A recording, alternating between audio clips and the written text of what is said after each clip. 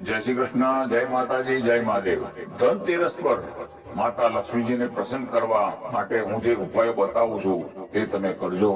ધનતેરસનું પર્વ 800 તેરસના દિવસે ઉજવવામાં આવે છે। આ દિવસે ધનતેરસ પર કુબેરદેવની પૂજા પણ જરૂર કરવી જોઈએ। પૌરાણિક કથા પ્રમાણે 800 તેરસના દિવસે ધન્વંતરી અમૃતનો કળશ લઈને પ્રગટ થયા હતા। ત્યારથી ધનતેરસ પર વાસણ ખરીદવાની પણ પરંપરા ચાલી આવી છે।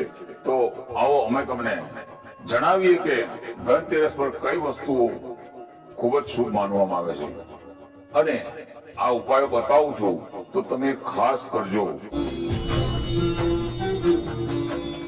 દીપક વગર દિવાળી સંભવ જ નથી। ધનતેરસ પર નાના નાના દીપક ખરીદો। માટીના 3 મોટા દીપક પણ જરૂરથી ખરીદજો। આ પ્રયોગથી દિવાળીની પૂજા થશે। એક મોટો મુખ્ય દીપક હશે જેમાં લક્ષ્મીજીને સમર્પિત હશે। બીજો મોટો સરસવના તેલનો દીપક પણ મહાકાળી માટે હશે, જ્યારે કે ત્રીજો મોટો દીપક તીરસો કરીને સરસવના તેલવાળા દીપકને ઉપર રાખવામાં આવશે, જેથી તેમાં આખી રાત ભરી કાજળ બની શકે છે। દિવાળી પર માં લક્ષ્મીને ભગવાન અને ગણેશની પૂજા હોય છે। ધન માટે માં લક્ષ્મી અને બુદ્ધિ માટે ભગવાન ગણેશની ઉપાસના કરવામાં આવે છે। ધનતેરસના દિવસે તેમની મૂર્તિઓ ખરીદી લો।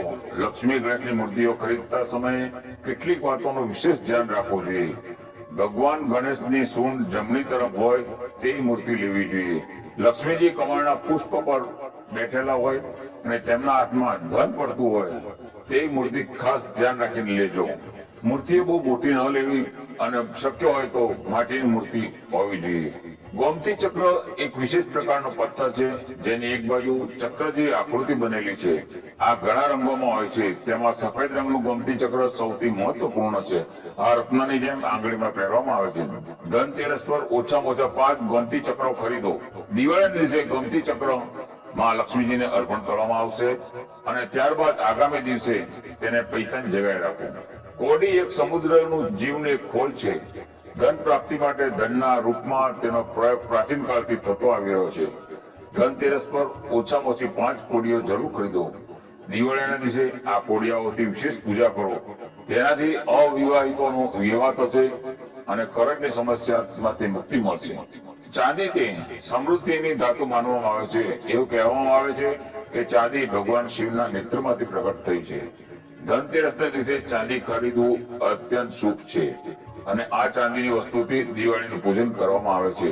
જે પણ ચાંદીની વસ્તુ દિવાળી પર ખરીદવામાં આવે છે તેને વર્ષભર સાચવીને રાખવામાં આવે છે। બીજું, સાવરણીને માં લક્ષ્મીજીનું પ્રતીક માનવામાં આવે છે। ધનતેરસ પર 2 સાવરણી જરૂર ખરીદો। તેનો પ્રયોગ દિવાળીની પૂજા બાદ આગામી દિવસથી કરો। જૂની સાવરણીને દિવાળીના આગલા દિવસથી ઘરમાંથી બહાર કરી દો। ધનતેરસ પર સાવરણી ખરીદવાથી વર્ષભર સ્વાસ્થ્ય સારું બની રહેશે। ઘરમાં જૂની સાવરણી કાઢી દેવાથી નેગેટિવિટી અને ઉર્જા બહાર નીકળી જાય છે।